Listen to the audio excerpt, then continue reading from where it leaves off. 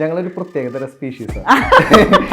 ഒരു 30 വയസ്സുള്ള ഒരാൾക്ക് ഒരു റിമോട്ടിൽ വർക്ക് ചെയ്യണ ഒരു JCB കൊണ്ട് വാങ്ങിച്ചു കൊടുത്തു കഴിഞ്ഞാൽ നിങ്ങൾ ആളെ അത് വെച്ച് കളിക്കും. കാര്യമായിട്ട് ഞങ്ങൾ വേറൊരു ടൈപ്പ് ചിന്തഗതിയുള്ള മനുഷ്യന്മാരാണ് എനിക്ക് ശരിക്കും തോന്നിയിട്ടുണ്ട്. അതായത് ഞങ്ങള് പാവങ്ങളാണ്, ബോയ്സ് പൊതുവെ പാവങ്ങളാണ്. അതായത് നിങ്ങൾക്ക് ഈ മേക്കപ്പിന്റെ സാധനങ്ങളൊക്കെ കാണുമ്പോൾ ഒരു സന്തോഷം വരും. സെയിം സാധനമാണ് ഞങ്ങൾ. വണ്ടി കാണണ്ട, വഴി കൂടെ പോണ സൗണ്ട് കേട്ടാലും ഈ പറഞ്ഞ പോലെ തന്നെ നോട്ടീസ് ചെയ്യും. ഇത് ഞങ്ങള് നമ്മുടെ കൂട്ടുകാരന്മാരെല്ലാവരും കൂടെ അറിയാലോ, ഇപ്പൊ ഒരു 10-15 രൂപ ഇവിടെ ജോലി ചെയ്താലും സാലറി ആയിട്ടുള്ളൂ. അപ്പൊ നമ്മുടെ കൂട്ടുകാരന്മാരെല്ലാവരും കൂടെ നമ്മൾ സ്റ്റാർട്ട് ചെയ്ത ഒരു സ്റ്റാർട്ടപ്പ്.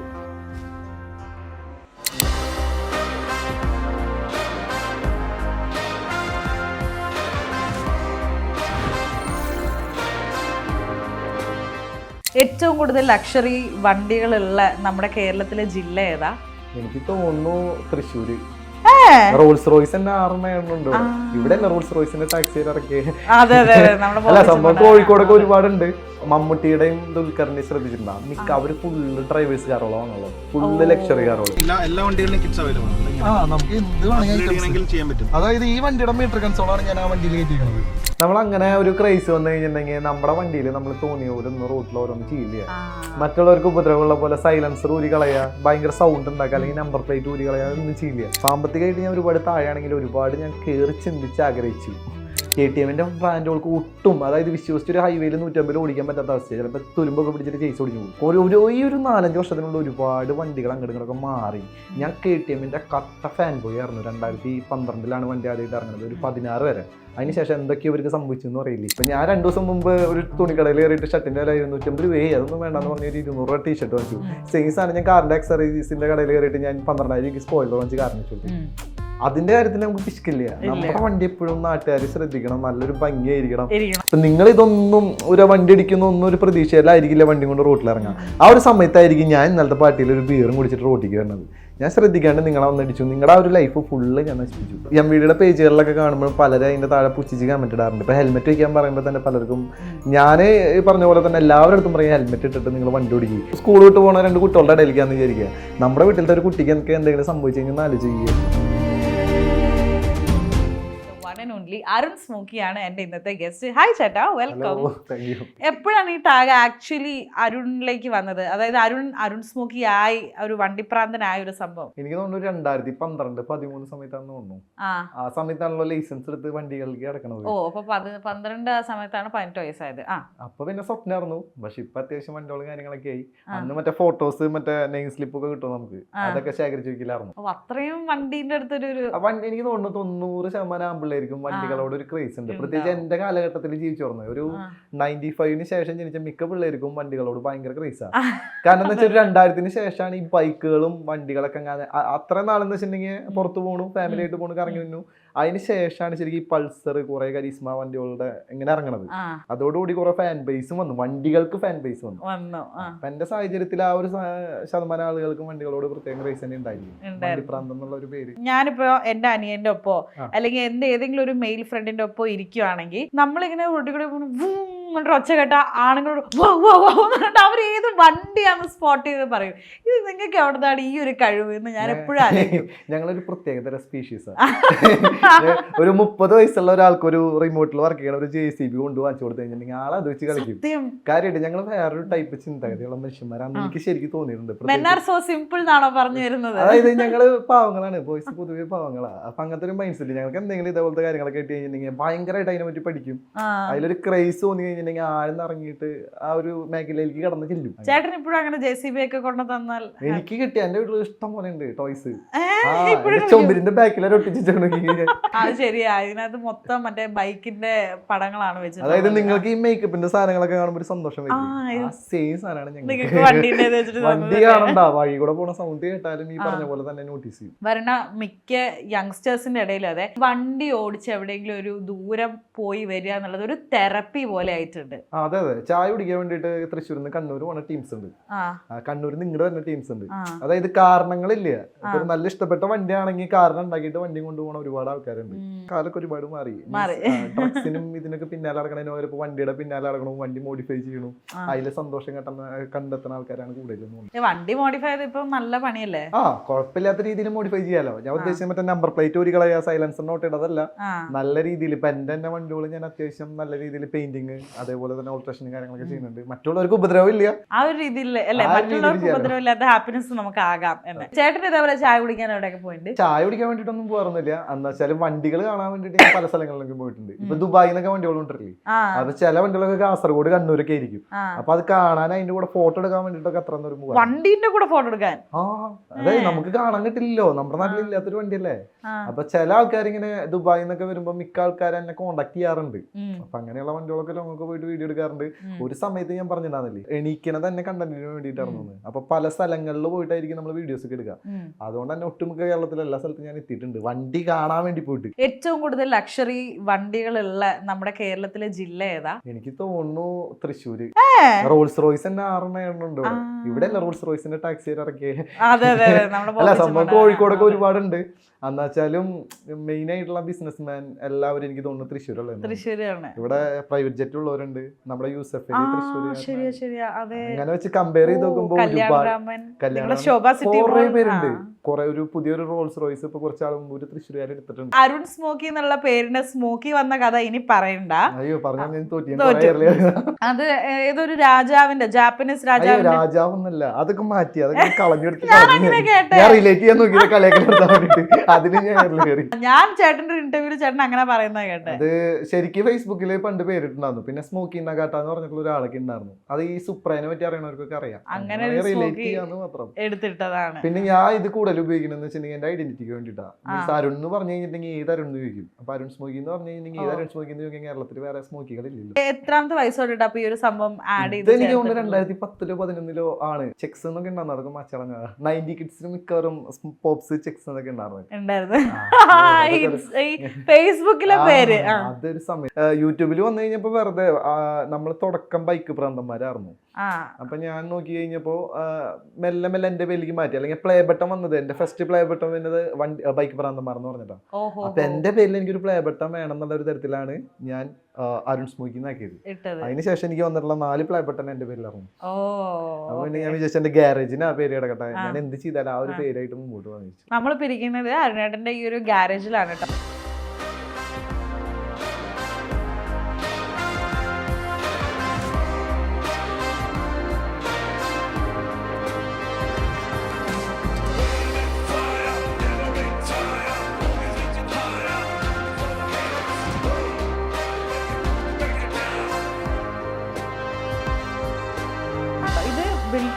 എക്സാക്ട്ലി എത്ര നാളായി? ഇത് 2 വർഷമായി.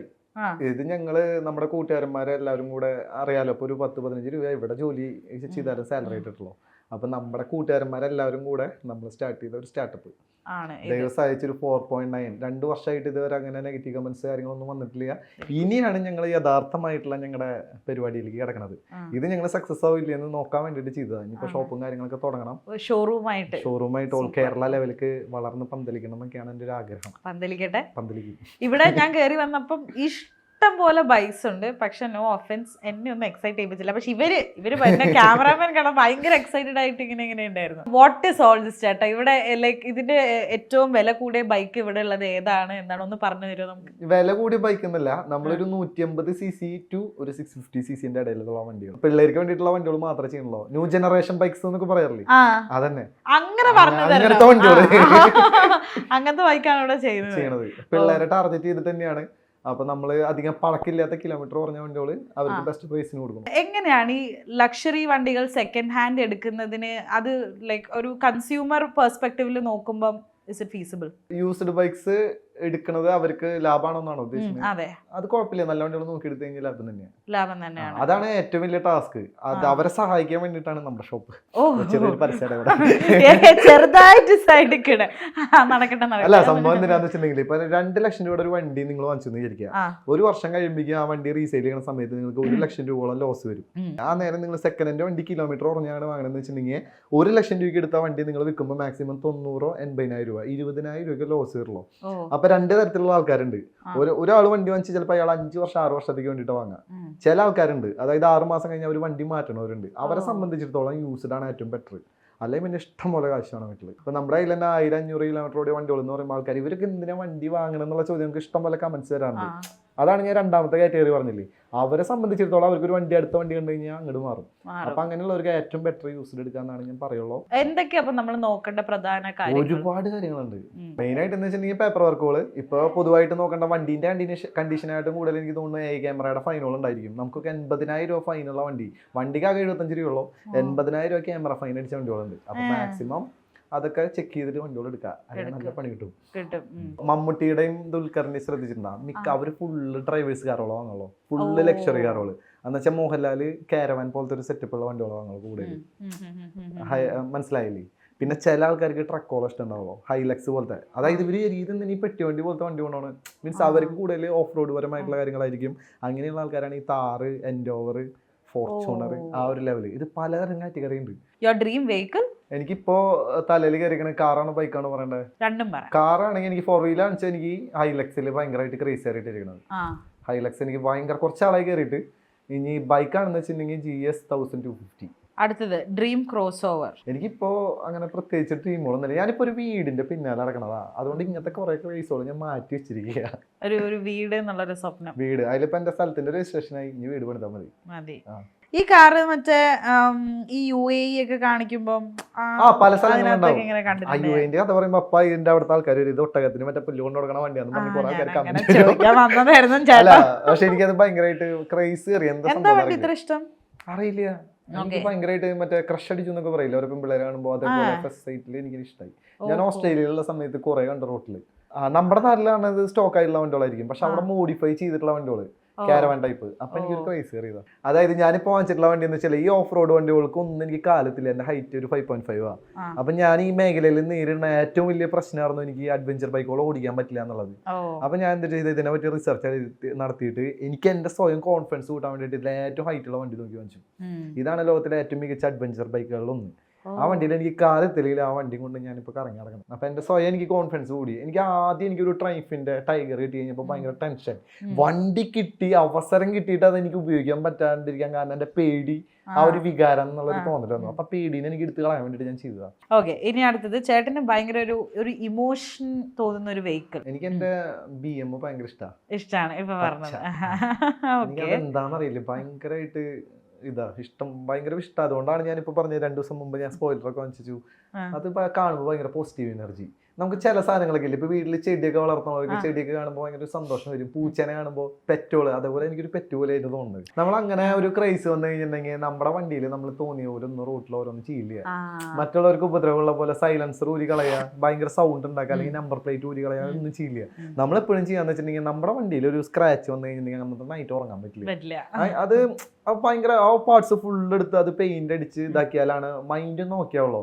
അതുവരെ നമ്മൾ മൂഡ് സ്വിംഗ് ആയിട്ട് നടക്കും.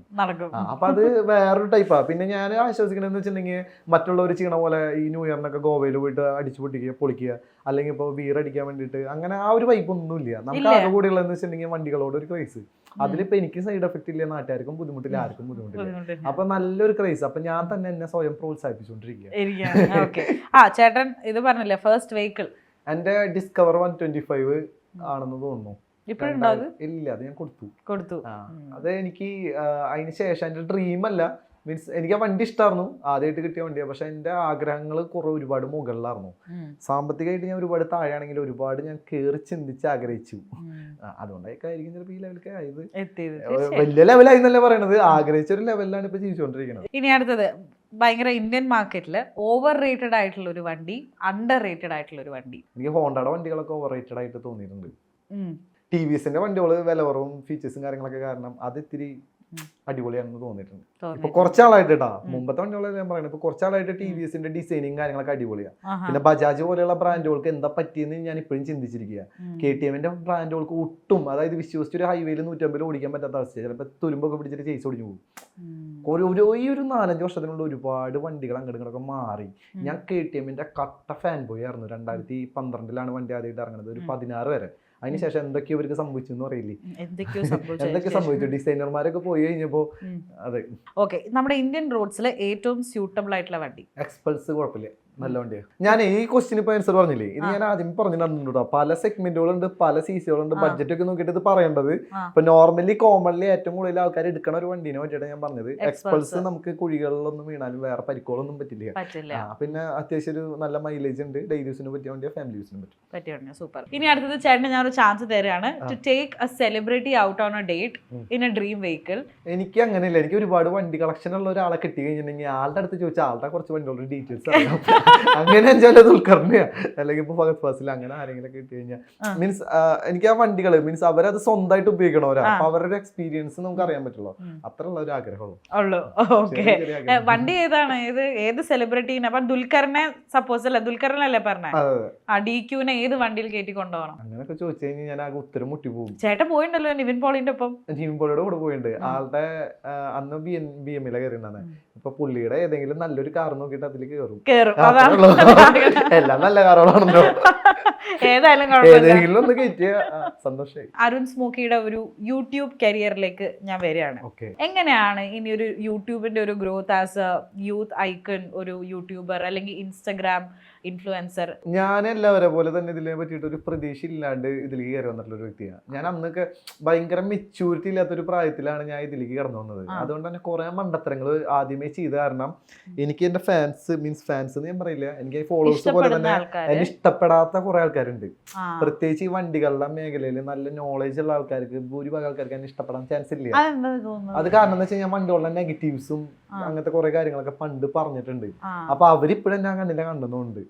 അപ്പൊ ഇതിലേക്ക് ഞാൻ കടന്നു വരുന്ന സമയത്ത് ഞാൻ ഇലക്ട്രോണിക്സ് പഠിച്ചിട്ട് വണ്ടി മേഖലയിലേക്ക് വരുന്നു. അപ്പൊ എന്നെ സംബന്ധിച്ചിട്ട് എൻ്റെ വണ്ടികളുണ്ട്, അതിന്റെ റിവ്യൂസും കാര്യങ്ങളൊക്കെ ഇടുന്നു.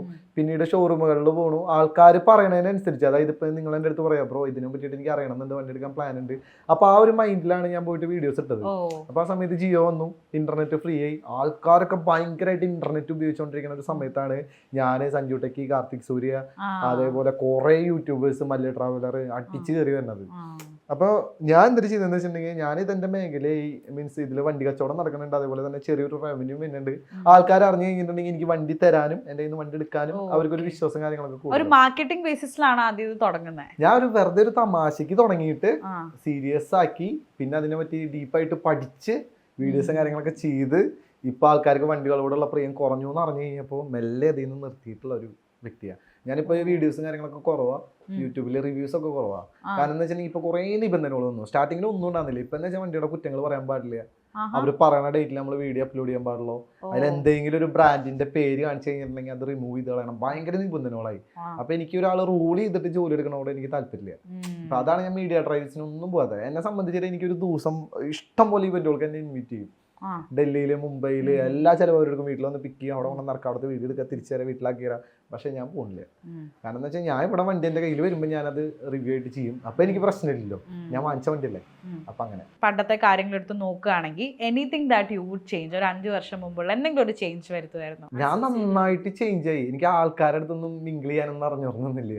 ഞാൻ എന്നിട്ട് പറയാ, ലോകം കണ്ടു കഴിഞ്ഞപ്പോഴാണ് മനുഷ്യരെന്താണ്, ഇങ്ങനെയാണ്, അങ്ങനത്തെ കുറെ കാര്യങ്ങൾ എനിക്ക് മനസ്സിലായിട്ട് എന്റെ മൈൻഡ് സെറ്റ് ആയത് ഈ അടുത്ത കാലഘട്ടങ്ങളിലാണ്. അതുവരെ എനിക്ക് അങ്ങനെ ഒരു ഇതൊന്നും ഉണ്ടായിരുന്നില്ല. ഇപ്പൊ ഒരു ഷോറൂമിൽ പോയിട്ട് വണ്ടി തരാൻ വൈകി കഴിഞ്ഞിട്ടുണ്ടെങ്കിൽ മീൻസ് അവരൊക്കെ പുച്ഛിച്ച് കഴിഞ്ഞിട്ടുണ്ടെങ്കിൽ പ്രതികരിക്കും, അങ്ങനത്തെ ഒരു സ്വഭാവമായിരുന്നു. പക്ഷെ കുറെയൊക്കെ ഞാൻ കൺട്രോൾ വെച്ചു. എന്റെ പല ബ്രാൻഡുകൾ എന്റെ പേര് ബ്ലാക്ക് ലിസ്റ്റിലിട്ടേക്കാം. എന്റെ അടുത്ത് ഇപ്പൊ പറയുകയാണെങ്കിൽ ഈ പോരായ്മ പറയാൻ പാടില്ല എന്ന് പറഞ്ഞു കഴിഞ്ഞാൽ ഞാൻ, എനിക്ക് തോന്നിയ പോരായ്മയില്ല, ഞാൻ പറയും. അങ്ങനെ കുറെ ഇതൊക്കെ ഉണ്ടാകും, അതൊക്കെ മാറി. പക്ഷെ എന്തുകൊണ്ടോ അന്ന് തൊട്ടിട്ട് ഈ അരുൺ സ്മോക്കി എന്ന് പറഞ്ഞിട്ട് അവന്റെ സിനിമ പറയില്ലേ, ഒരുപാട് കേട്ടിട്ടുണ്ട്, ഇപ്പോഴാണ് ഒന്ന് കാണാൻ പറ്റിയത്. അതെന്തിനാന്ന് വെച്ചാല് ആ സമയത്ത് അങ്ങനെ വണ്ടികളോട് ക്രൈസ് ഉള്ള ആളുകളെ വലിയ ഇതൊന്നും ഉണ്ടായിരുന്നില്ല. അവരൊക്കെ മീൻസ് ഈ സൈലൻസറിൽ തൊള ഉണ്ടാക്കി കിടക്കാം, ഭയങ്കര പുച്ചാറുന്ന സമൂഹത്തിന്. അപ്പൊ അതിന്റെ ഇടയിൽ ഒരു മാറ്റം കൊണ്ടുവരാൻ ഞാൻ കുറെ ശ്രമിച്ചിട്ടുണ്ട്. എന്റെ പല വീഡിയോസിൽ ഞാൻ പറഞ്ഞിട്ടുണ്ട് മാനിയായിട്ട് വണ്ടി ഓടിക്കുക. അതേപോലെ എന്റെ ഒരൊറ്റ വീഡിയോയിൽ ഈ സ്റ്റണ്ടിങ് കാര്യങ്ങളൊന്നും ഞാൻ പ്രൊമോട്ട് ചെയ്യുന്നുണ്ടായിരിക്കില്ല. ഇത്ര വർഷം ഞാൻ ചെയ്തിട്ടും അതിലിപ്പോൾ ഒരു 120-150 മേലെ ഞാൻ ഓടിച്ച് കാണിച്ച് പിള്ളേരെ കൊണ്ട് അത് ചെയ്യിപ്പിക്കാനുള്ള തരത്തിൽ ഇൻഫ്ലുവൻസ് ചെയ്യണ ഒരു കാര്യങ്ങൾ ഞാൻ ഇട്ടിട്ടില്ല. പിന്നെ ഇപ്പോഴും ഞാൻ സാധാരണക്കാർക്ക് എങ്ങനെയാണോ മനസ്സിലാവുക അതേ രീതിയിൽ, ഇപ്പൊ എനിക്ക് മനസ്സിലായില്ലെങ്കിൽ ഞാൻ അത് ട്രാൻസ്ലേറ്റർ വെച്ച് മലയാളമാക്കിയിട്ട് അതെന്താണെന്ന് മനസ്സിലാക്കിയിട്ട് ഞാൻ ആ രീതിയിൽ പറയാം. അപ്പൊ എന്റെ കൂടുതൽ ഓഡിയൻസും സാധാരണക്കാരാണ്. അപ്പൊ കുറെ ഡീറ്റെയിൽ ആയിട്ട് ഇപ്പൊ ഞാൻ ഇപ്പൊ ഇന്നലെ ഷൂട്ട് ചെയ്ത വീഡിയോ എന്ന് പറഞ്ഞിട്ടുണ്ടെങ്കിൽ എങ്ങനെ ബൈക്ക് ഓടിക്കാന്ന് പറഞ്ഞൊരു വീഡിയോ ഞാൻ ഷൂട്ട് ചെയ്ത് വെച്ചിട്ടുണ്ട്. അപ്പൊ അങ്ങനെ ബേസിക് ആയിട്ട് ഇതിനെ പറ്റി അറിയാത്തവരാണ് ഞാൻ കൂടുതൽ മീൻസ് അവർക്ക് ഹെൽപ്പ് ആവുന്ന രീതിയിലുള്ള വീഡിയോസ് ചെയ്തു പറഞ്ഞത്. അതുകൊണ്ടായിരിക്കും എന്റെ ചാനൽ ഇങ്ങനെ പെട്ടെന്ന് കയറി പോയത്. ഭയങ്കരമായിട്ടുള്ള ഒരു പോക്കായിരുന്നു. ഞാൻ തന്നെ കിളി പോയിട്ടെന്ന് പറഞ്ഞു. എനിക്ക് ഞാൻ പറഞ്ഞില്ലേ ബൈക്ക് പ്രാന്തന്മാരിൽ എനിക്ക് ഒരു പ്ലേ ബട്ടൺ കിട്ടി, പിന്നെ 1 million പ്ലേ ബട്ടൺ കിട്ടി. അത് കഴിഞ്ഞ് ഞാൻ 4 ചാനൽ വേറെ തുടങ്ങി. ഞാൻ ഏത് ചാനൽ തുടങ്ങിയാലും എനിക്കിപ്പോൾ 5 ലക്ഷം 3 ലക്ഷം ഒക്കെ ഫോളോവേഴ്സും കാര്യങ്ങളൊക്കെ ഉണ്ട്. അത് കഴിഞ്ഞിട്ട് ഞാൻ ഇൻസ്റ്റാഗ്രാമിൽ തുടങ്ങി, അതിൽ 22 ലക്ഷമായി. ഫേസ്ബുക്കിൽ തുടങ്ങി, അതിലിപ്പോ 600K ആവാറായി. അപ്പൊ ഞാന് ഉദ്ദേശിച്ച കാര്യം മീൻസ് എന്റെ ഓഡിയൻസ് ആരാണെന്നും അവരെന്താണ് അവരുടെ ടേസ്റ്റ് എന്നും അവരെ പോലെ തന്നെ എനിക്ക് എന്റെ ടേസ്റ്റ് മനസ്സിലാക്കണ പോലെ എനിക്ക് മനസ്സിലാക്കാനായിട്ട് എനിക്ക് അതാണെന്നും ഇത്ര അധികം കയറി പോയത്. ചേട്ടന്റെ ഈ ഓഡിയൻസിന്റെ ഇടയിൽ മിക്സ്ഡ് ആണല്ലോ, ഇഷ്ടമുള്ളവരും ഉണ്ട് ഇഷ്ടമില്ലാത്തവരും ഉണ്ട്. അപ്പം ഇഷ്ടമുള്ളവർ ഒബ്വിയസ്ലി ചേട്ടൻ്റെ കോണ്ടന്റ്സിനെയൊക്കെ സപ്പോർട്ട് ചെയ്യും, കൂടെ നിൽക്കും. അപ്പം പക്ഷെ വേറൊരു ഭൂരിപക്ഷം ആൾക്കാർ ട്രോളായിട്ടും നെഗറ്റീവ് കമന്റ്സ് ആയിട്ടൊക്കെ വരും. അത് എങ്ങനെയാ കോപ്പ് ചെയ്യുന്നത്? അത് ചേട്ടന് ലൈക്ക് മൂഡ് പോകുന്ന രീതിയിൽ മെന്റൽ ഹെൽത്തിനൊക്കെ എഫക്ട് ചെയ്യാറ്? എനിക്ക് ആദ്യം എന്റെ മൂഡ് പോയിട്ട് മീൻസ് ഭയങ്കരമായിട്ട് എനിക്ക് വിഷമം കാര്യങ്ങളൊക്കെ വരും. അപ്പൊ ഞാൻ തന്നെ അത് സ്വയം മോട്ടിവേറ്റ് ചെയ്ത് മാറ്റി. ഇവർ ഒരു വട്ടം പറയുന്ന സംഭവം പിന്നീട് ഒരു വീഡിയോയിൽ അവർക്ക് പറയാൻ പറ്റാത്ത വിധത്തിൽ ഞാൻ വീഡിയോസ് ചെയ്തു. ഇപ്പൊ നിങ്ങൾ തന്നെ വന്നിട്ട് എന്നെ കളിയാക്കാണ്, എടാ നീ എന്തിട്ട് ആ വേഷത്തിലാണ് ചെയ്തത്, അല്ലെങ്കിൽ ഇതിനെ കുറിച്ചിട്ട് ഇങ്ങനെയാണോ പറയേണ്ടത്, അല്ലെങ്കിൽ ആ പറഞ്ഞ വേർഡ് തെറ്റാന്ന് പറഞ്ഞാൽ പിന്നീടുള്ള ഒരു വീഡിയോയില് അങ്ങനെ ഞാൻ യൂസ് ചെയ്യില്ല. അപ്പൊ അവരെ സംബന്ധിച്ച് മീൻസ് നെഗറ്റീവ് കമന്റ്സ് എന്നെ സംബന്ധിച്ചിടത്തോളം എന്റെ വളർച്ചയിൽ നല്ല രീതിയിൽ പങ്കുവച്ചിട്ടുള്ള ഒരു ഘടകമായിട്ട് മാത്രമേ കാണുള്ളൂ. കാരണം എന്താ വെച്ചാൽ എന്റെ നെഗറ്റീവുകൾ അവർ കളിയാക്കിയിട്ടാണെന്ന് വെച്ചാൽ അവർ പറഞ്ഞു തരുമ്പോഴാണ് ഞാൻ അത് ഉൾക്കൊള്ളുന്നത്. മീൻസ് അതൊരു പൊട്ടത്തരായിരുന്നു അല്ലെങ്കിൽ ഒരു മണ്ടത്തരായിരുന്നു.